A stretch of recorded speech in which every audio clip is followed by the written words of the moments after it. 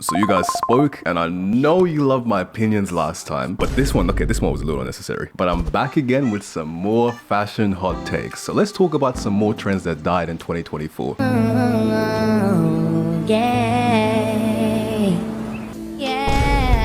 Now this one had you guys in a chokehold 2023. But where my Carabina boys been at in 2024? Is it Carabina, by the way, or was it Carabina? I hope it's Carabina because I'm not shooting this shit again. But you know, on a serious note, it's not like I necessarily hated this trend per se, but this one just had to be it was such a trend, if you guys know what I mean. Like, I know rocking your key on your belt loop has been a thing for like a minute, alright? But the way this whole Carabina movement took over fashion, you were just seeing like the weirdest subsets of fashion communities and aesthetics just putting on this shit for, let's keep it real, external validation and some, you know, some clout. Because having your keys dangling out there on your belt, that was just synonymous with fashion. Like, if motherfuckers could be wearing the most goofiest thing, but you just see that little key dangling out there, you knew that guy knew what he was doing, right? But hey, I will add this on real quick as a little tangent, right? Because I don't like how in the fashion community now, in the fashion space in general, people really look down on trends. If a trend genuinely speaks to you, rock it and be proud, because trends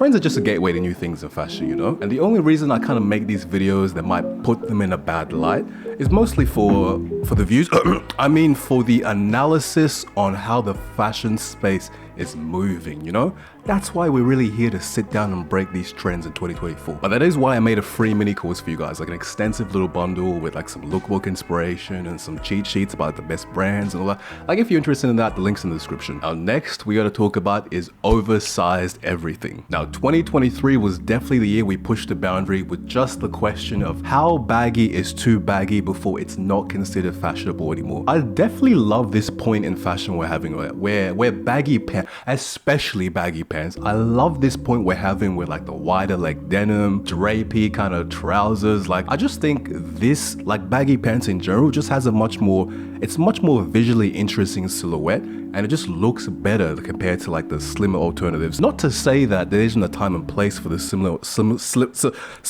alternatives, damn bitch, but don't even get me started on the pants shoe into this is like hands down the best part about baggy pants, man. This shit right here changes lives. This shit right here will make you a different person, man. I swear to God, once you really understand this sweet pants shoe interaction, guys, you'll be a different nigga, bro. That's what I can say. You'll be a different motherfucker. Wait, what was I talking about again? But yeah, in 2024, it's obvious to see we're really moving away from that oversized everything, that whole drowning in your clothes type look, and we're really starting to dial ourselves back in with the proportions and really focusing more on cohesion with the outfit, right? You can see this with like more cinched waists and more crop boxier tops, or more kind of counterbalanced pieces within an outfit, like a slimmer top to offset like the baggier pants. Like, you can generally see that people are starting to take a bit more nuanced with the bagginess. We're not just going baggy, but we're actually looking at how each single piece, and you motherfuckers know I love this word,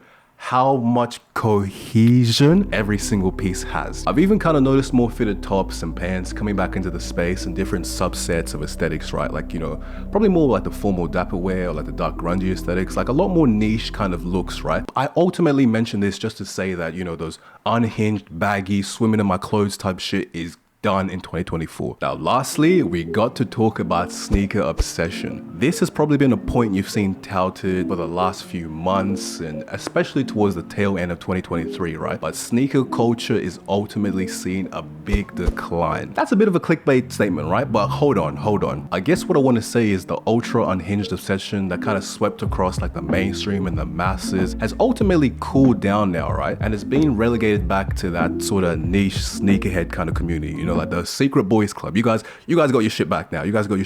And sneakers obviously aren't gonna die. Like, no one is trying to say that, right? I'm not that clickbaity, but I think we can definitely agree that we've seen focus shift away from like limited edition sneakers or crazy hype collabs, because a lot more people are kind of looking for more versatile shoes and more kind of just more applicable and generalized shoes that transcend trends and, you know, hype and everything. People just want footwear that they can apply to every situation. But you know, I have noticed, and I think it's pretty fair to say this, guys, but formal footwear is becoming the go-to type of footwear for like fashionable people, like people who live and breathe fashion, right? Like boots, loafers, Doc Martens, like all of that. Even these